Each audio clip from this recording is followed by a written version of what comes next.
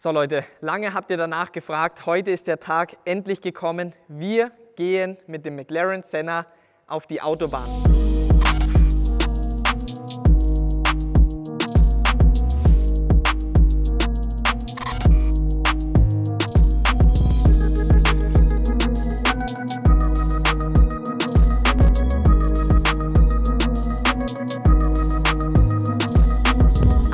PS, 800 Kilo Downforce. Wir haben nicht mal ein Gewicht von 1200 Kilo und zieht euch bitte diese Optik rein.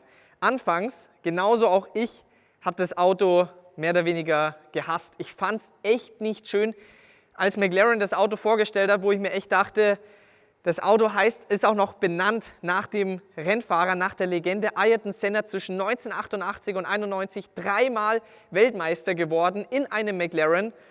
Aber als ich das Auto dann zum ersten Mal live gesehen habe, habe ich mich echt verliebt.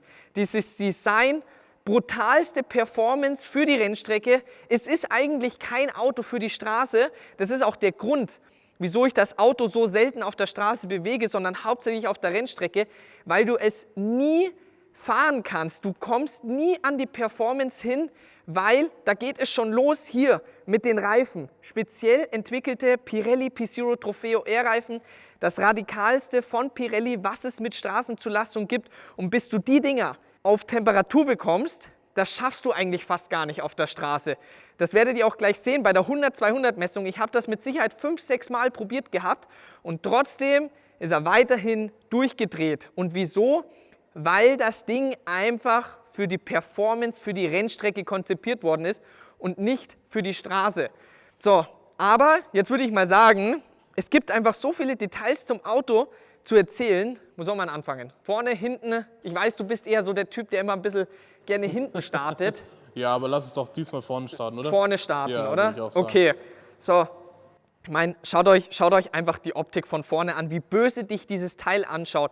Das kannst du nicht mit dem P1 vergleichen, weil der McLaren P1 ist vom Design her perfekt. Hier wieder einmal brutalste Performance, es ist eckig, kantig das Ganze, hier die Lufteinlässe, das Ganze in Glosscarbon gehalten, dann allein hier, diese Aerodynamik ist verrückt, wie hier die Luft durchströmt. Oder auch hier vorne, wir haben hier so zwei Schlitze, da geht die Luft hier rein und kommt da vorne wieder raus, um einfach die Verwirbelung zu verringern. Und dann auch der Frontspoiler, schaut euch hier an, wir haben hier diese Flaps. Und die sind nicht einfach nur so da, sondern die Dinger bewegen sich auch noch aktiv und arbeiten zusammen mit dem Heckspoiler, der sich auch aktiv bewegt, der abklappt, je nachdem, ob du bremst oder Gas gibst. Und das ist halt einfach sowas von clever bei McLaren hier gemacht. Dann, wenn wir hier zur Seite gehen, die Bremse, das ist keine normale Carbon-Keramikbremse, sondern die Bremse wird 3 Monate lang im Ofen gehalten, um perfekt auszuhärten. Und wieso? Einfach nochmal besserer Bremsdruck und einfach um hier nochmal die Performance zu erhöhen. Dann hier an der Seite, wir haben hier das sogenannte Gorilla Glas. Glaubt mir Leute, das ist einfach nur abgefahren, wenn du in dem Auto sitzt. Und jetzt geht es hier weiter, jetzt kommen wir hier zu deinem Part. Der Heckspoiler, der dafür sorgt, für einen Haufenabtrieb und zwar für genau 500 Kilo. Und wenn wir bei Kilo sind, was glaubst du denn, Robert? Wiegt denn das, der Heckspoiler? Der Heckspoiler? Ja? Boah. Puh, gib mir einen Tipp. Was können wir hier rechnen? Ja, schätzt auch ungefähr. Der wird bestimmt seine 20 Kilo haben, oder? Okay, also es dauert schon wieder zu lange. 5 Kilo, Leute. 5 Kilo wiegt dieses fette Brett hier. Das ist einfach brutal und das Ding bewegt sich auch noch aktiv. Und dann schaut euch einfach diesen Arsch an. Wir haben hier diese dreiflutige Abgasanlage, hier wieder die Flaps, der Diffusor, der einfach für einen Haufen Abtrieb sorgt. Und egal, wo du hinschaust, auch hier nur diese kleinen Details, alles hat seinen Sinn und Zweck hier. Und jetzt würde ich sagen, jetzt schauen wir mal kurz rein. Ich weiß, es gibt mit Sicherheit viel, viel mehr zu erzählen, aber ich glaube, da werden wir noch eine halbe Stunde lang beschäftigt. Apropos Tür aufmachen, jetzt darfst du noch mal einen Tipp abgeben. Was glaubst du, wie wiegt die Tür? Boah, die Tür. Ja, die wiegt aber safe 20 Kilo, oder? Die Hälfte, 10 Kilo und zieh dir das rein. Soft Close. Soft Close. Das hat ja nicht mal mein Auto. Soft Close und hier oben auch noch ein Panoramadach.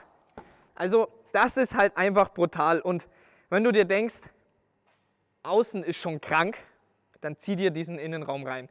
Hier komplett geht es weiter, egal wo du hinschaust, das komplette Carbon. Ich muss mich mal jetzt hier reinsetzen. Und für mich auch mit Abstand die geilsten Sitze, die McLaren Senna Sitze und dieser tiefe Schwerpunkt, den du hier hast. Du steigst ein und du denkst sofort, du sitzt in einem Rennwagen. Du glaubst nicht mehr, dass du in einem Auto sitzt, was eine Straßenzulassung hat, sondern ein reiner Rennwagen. Und das Geile ist auch, du fühlst dich auch irgendwo ein bisschen wie in einem Düsenjet, weil der Startknopf nämlich hier oben ist. Ein Problem gibt es bei McLaren Senna, und zwar, wenn ich die Tür zumache, dann habe ich hier das sogenannte Gorilla Glas, ja. Aber das Problem ist, ich kann nicht in der Unterhose fahren, ja. Weil wenn ich in der Unterhose fahre, das ist halt ein bisschen schwierig, ne? Da siehst du halt dann wahrscheinlich alles. Ja, aber ist doch gut. Ja, ich weiß schon, du fährst lieber nackig, ich weiß schon. Okay. Ja?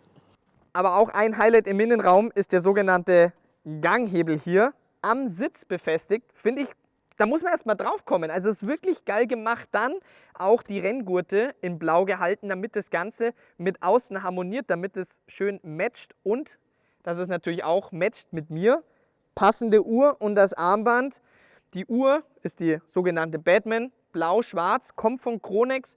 Für die Leute, die mehr über Chronex erfahren wollen, der Link ist in der Videobeschreibung. Chronex hat bis zu 7000 Uhren immer sofort verfügbar von 49 verschiedenen Marken.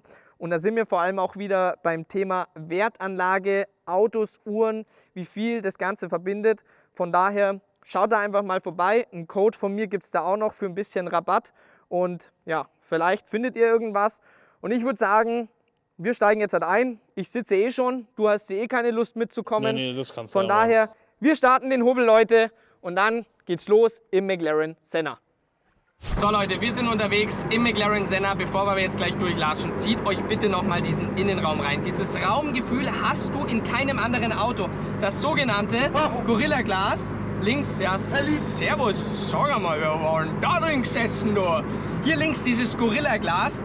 Dann hier komplett alles aus Carbon, egal wo du hinschaust, selbst die Schaltpedals, komplett alles aus Carbon. Dann hier oben das Panorama-Roof. Und wenn man dann wieder überlegt, die Tür wiegt 18 Kilo.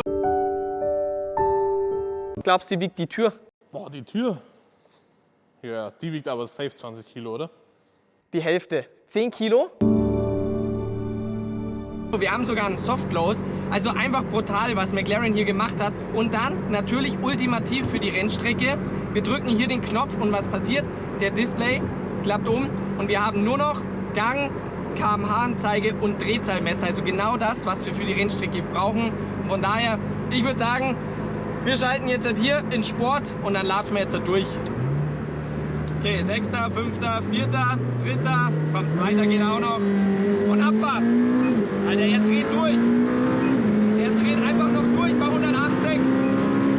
Alter, Verwalter, das schiebt einfach vorwärts. Da, oh, er leckt mich am Arsch. Alter. Bist du bescheuert. Das ist einfach sowas von krank. Das ist sowas von krank, wie da oben rum nochmal dieser Punch kommt, wo du eigentlich denkst, jetzt ist es vorbei und dann schiebt das Ding nochmal nach vorne. Es ist sowas von brutal. Aber bei McLaren Senna ist es einfach so, die wirkliche Performance erfährst du halt einfach nur auf der Rennstrecke. Das kannst du auf der Straße gar nicht fahren, weil ihr seht, die Reifen drehen durch. Das sind die Pirelli P Zero Trofeo Air Reifen und die brauchen einfach so viel Temperatur. Das ist brutal. Und jetzt müsst ihr überlegen, wir haben 22 Grad. Ja? Und trotzdem, bis die richtig auf Temperatur kommen, und das kannst du einfach nicht auf der Straße fahren. Das Ding ist einfach nur für die Rennstrecke gebaut und hast halt einfach noch eine Straßenzulassung da dazu. Aber wir kommen jetzt gleich zu einer Kurve, dann schauen wir mal, was da so geht. Ihr seht, hier vorne blau 34 Grad, die Vorderreifen sind noch gar nicht auf Temperatur. Das ist abnormal. Ach, ey, leck mich am Arsch. Einfach ganz gemütlich 110 drauf. Und jetzt durchlatschen. Alter Verwalter.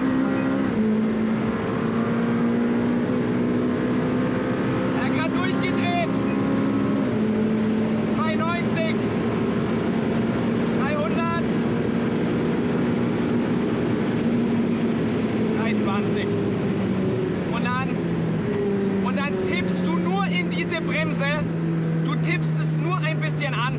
Das ist das Brutale beim Senna. Wo du bremsen kannst mit dem Auto. Du bremst, auf der Rennstrecke hast du Bremspunkte wie die GT3-Fahrzeuge. Die Dinger fahren aber auf Slicks. Wir haben hier Semi-Slicks. Wir haben hier ein straßenzugelassenes Fahrzeug. Und die Bremsen hier, das ist einfach nur brutal. So, dann kommen wir mal zur 100-200 Messung. Selbstverständlich wieder abends gefilmt, wo einfach weniger Verkehr ist.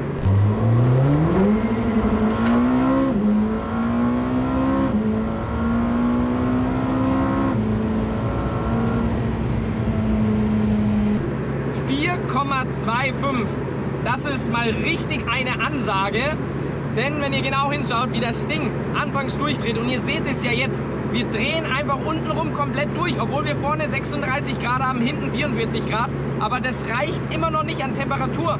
Und die Temperatur, nichtsdestotrotz 4,25 ist abnormal, wenn ihr überlegt, mit diesem fetten Flügel, den wir da hinten drauf haben. Das Auto ist rein für die Rennstrecke gebaut und nicht für eine 100-200 Messung oder auf 300. Aber trotzdem krass zu sehen, McLaren P1, 7 Jahre älter das Auto und ist halt einfach um 2 Zehntel schneller. Klar, wir haben noch mal mehr Leistung, aber wir haben auch definitiv noch mal mehr Gewicht. So, dann geht's wieder ab auf die Autobahn. Er dreht halt einfach nur durch. Das ist brutal. Das ist einfach Wahnsinn. Ja. Wie das Ding schon wieder in den Kurven liegt, das ist nicht von dieser Welt.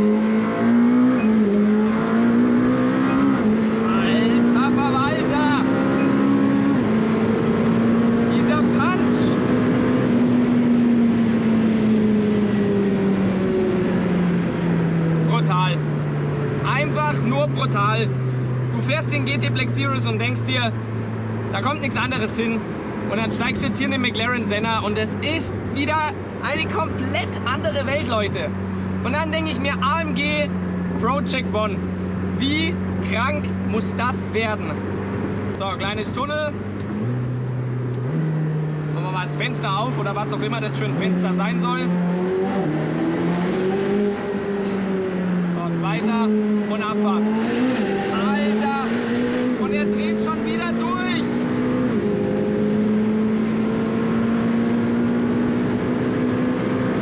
Boah!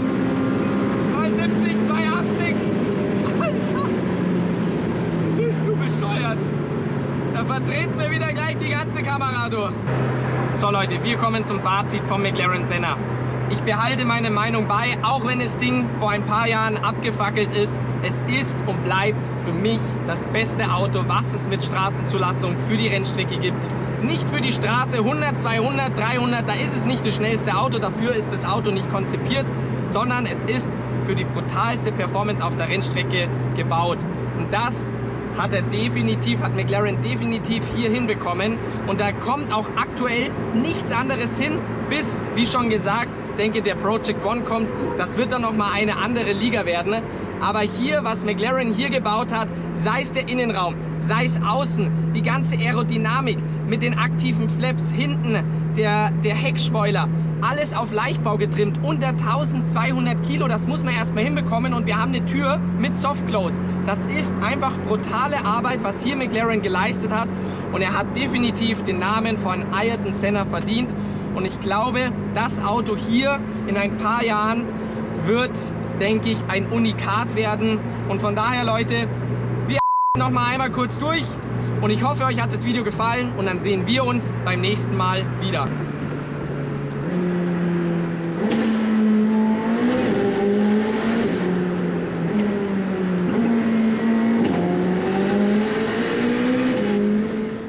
Und genauso auch der Heckspoiler bewegt sich. Ja, genau, sonst gibt es eigentlich nichts mehr zu sagen, von daher würde ich sagen, fahren wir los. Jetzt geht, wieso denn? Ah, perfekt. Und der Heckspoiler wiegt, Cut.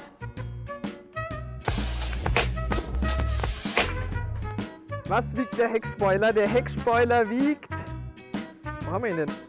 Ach du Scheiße, 5 Kilo.